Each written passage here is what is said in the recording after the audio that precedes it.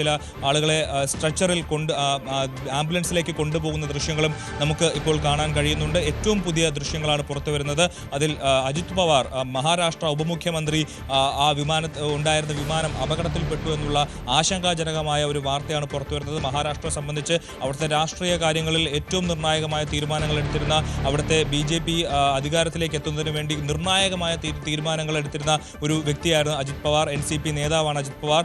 Sarath പവാറുമായി ഇടഞ്ഞ് BJP പക്ഷത്തേക്ക് NDAയിലേക്ക് പോയിരുന്ന ഒരു കഴിഞ്ഞ തെരഞ്ഞെടുപ്പിലടക്കം BJPയുടെ ഒപ്പമുണ്ടായി. BJPക്ക് വലിയ രീതിയിൽ BJPക്ക് ഇത്രയും വലിയൊരു വിജയം സമ്മാനിച്ചതിൽ നിർണായകമായ പങ്കുവഹിച്ച ഒരു നേതാവ് കൂടിയാണ് അജിത് പവാർ. ആ അജിത് പവാർ സഞ്ചരിച്ച വിമാനമാണ് ഇപ്പോൾ അപകടത്തിൽപ്പെട്ടിരിക്കുന്നത്. BJPയെ സംബന്ധിച്ച്, NCPയെ സംബന്ധിച്ച്, മഹാരാഷ്ട്ര സർക്കാരിനെ സംബന്ധിച്ച് ഇപ്പോൾ വലിയ രീതിയിൽ ഒരു ആശങ്കാജനകമായ വിവരങ്ങളാണ് പുറത്തു വരുന്നത്. അവിടെ അദ്ദേഹത്തിൻ്റെ ആരോഗ്യനിലയെക്കുറിച്ചുള്ള കൂടുതൽ വിവരങ്ങളൊന്നും നമുക്ക് ലഭിക്കുന്നില്ല എന്നുള്ളതാണ്. ആംബുലൻസ് ചില പരിക്കേറ്റവരുമായി ആംബുലൻസുകൾ സഞ്ചരിക്കുന്ന ദൃശ്യങ്ങൾ നമുക്ക് കാണാൻ കഴിയുന്നുണ്ട്. പക്ഷേ ആംബുലൻസിലുള്ളവരുടെ ആരോഗ്യനില എന്തുമാത്രമാണ് എങ്ങനെയാണ് എന്നുള്ളതിൽ നമുക്കിതുവരെ വ്യക്തതയില്ല. മാത്രമല്ല, ഈ അപകടത്തിൽ പ്രദേശവാസികൾ ഉൾപ്പെട്ടിട്ടുണ്ടോ എന്നുള്ള കാര്യത്തിലും നമുക്ക് ഇപ്പോൾ വിവരങ്ങളൊന്നും ലഭിക്കുന്നില്ല. എന്നാൽ നിരവധി ആളുകൾക്ക് പരിക്കേറ്റിട്ടുണ്ടെന്നുള്ള വിവരങ്ങൾ നമുക്ക് ദൃശ്യങ്ങൾ കാണുമ്പോൾ തന്നെ മനസ്സിലാക്കുന്നുണ്ട്. 3-4 ആംബുലൻസുകൾ അവിടെ ചീറിപ്പായുന്ന ദൃശ്യങ്ങളുണ്ട്. ചില ആളുകളുടെ മൃതദേഹങ്ങൾ അവിടെ കിടക്കുന്നതായി കാണുന്നുണ്ട്. അത് പ്രദേശവാസികളാണോ വിമാനത്തിൽ ഉണ്ടായിരുന്നവരാണോ എന്നുള്ള കാര്യത്തിൽ അഭിലാഷ്, ഈ ദൃശ്യങ്ങൾ നമുക്ക് വ്യക്തമാകുന്ന ആദ്യ ദൃശ്യങ്ങളാണ് നമ്മൾ പ്രേക്ഷകരിലേക്ക് എത്തിച്ചുകൊണ്ടിരിക്കുന്നത്. പൂർണ്ണമായും വിമാനം കത്തിക്കരിഞ്ഞ നിലയിലാണ്. അവശിഷ്ടങ്ങൾ മാത്രമേ അവിടെ കാണുന്നുള്ളൂ.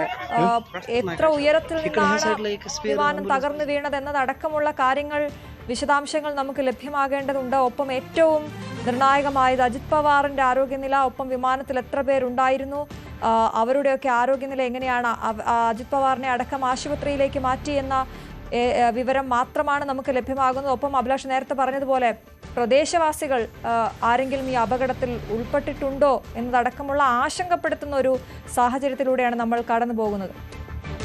തീർച്ചയായിട്ടും അവിടെ ഇതിൽ പ്രദേശത്ത് നമ്മൾ ദൃശ്യങ്ങളിൽ കാണുന്നത് പോലെ അതൊരു വിജനമായ പ്രദേശമാണ്. അവിടെ അധികം ആളുകൾ കാണാനുള്ള സാധ്യതയില്ല. എന്നിരുന്നാൽ പോലും നിരവധി ആംബുലൻസുകൾ ആ വഴി പോകുന്നത് കൊണ്ട് തന്നെ, മാത്രമല്ല ചില ആളുകളുടെ മൃതദേഹങ്ങൾ ഇപ്പോഴും അവിടെ കിടക്കുന്നത് കാണുമ്പോൾ തന്നെ ഒരുപക്ഷെ ആ പ്രദേശം ആരെങ്കിലും ഉണ്ടായിരുന്നു എന്നുള്ളൊരു സംശയം വർദ്ധിപ്പിക്കുകയാണ്. കാരണം അത്രയധികം വലിയ രീതിയിലുള്ള ഒരു അപകടമാണ് നടന്നത്. നമുക്ക് ദൃശ്യങ്ങളിൽ കാണുമ്പോൾ മനസ്സിലാകും. വിമാനത്തിൻ്റെ അവശിഷ്ടങ്ങളെല്ലാം കത്തിക്കരിഞ്ഞ നിലയിലാണ്. നിരവധി പേപ്പറുകളും മറ്റു കാര്യങ്ങളും എല്ലാം ചിതറിക്കിടക്കുന്നത് കാണാൻ കഴിയുന്നു.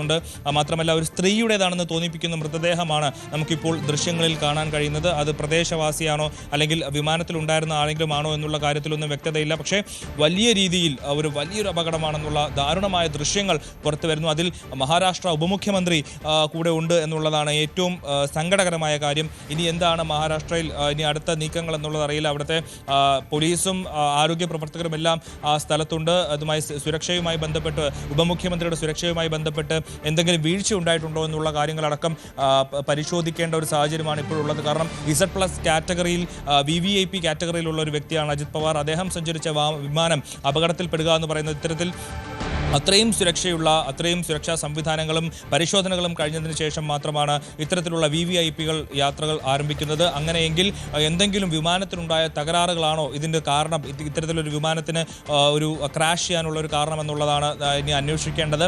മാത്രമല്ല, ഇത് ലാൻഡിങ്ങിനിടെ എന്തെങ്കിലും സംഭവിച്ചതാണോ, അവിടുത്തെ കാലാവസ്ഥയുമായി ബന്ധപ്പെട്ട് എന്തെങ്കിലും പ്രശ്നങ്ങൾ ഉണ്ടായിരുന്നോ എന്നുള്ളത് കൂടി അന്വേഷണത്തിൻ്റെ പരിധിയിൽ വരുമെന്നാണ് മനസ്സിലാക്കുന്നത്. വിമാനത്തിൻ്റെ ബ്ലാക്ക് ബോക്സുമായി ബന്ധപ്പെട്ട് ചില വീണ്ടെടുക്കുമ്പോഴായിരിക്കും നമുക്ക് ഇതുമായി ബന്ധപ്പെട്ട് എന്താണ് യഥാർത്ഥത്തിൽ സംഭവിച്ചത് എന്ന് നമുക്ക് മനസ്സിലാവുക.